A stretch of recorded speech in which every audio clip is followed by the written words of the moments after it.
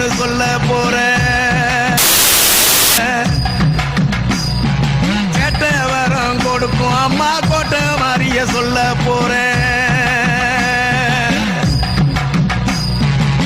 கோட்டை போற கையில கூட பிறந்த மாறியவ தேடி வரும் பக்தர்களின் தேவைகளை கொடுத்து நம்ம தேசம் எங்கும் வாழ்பவளாம்.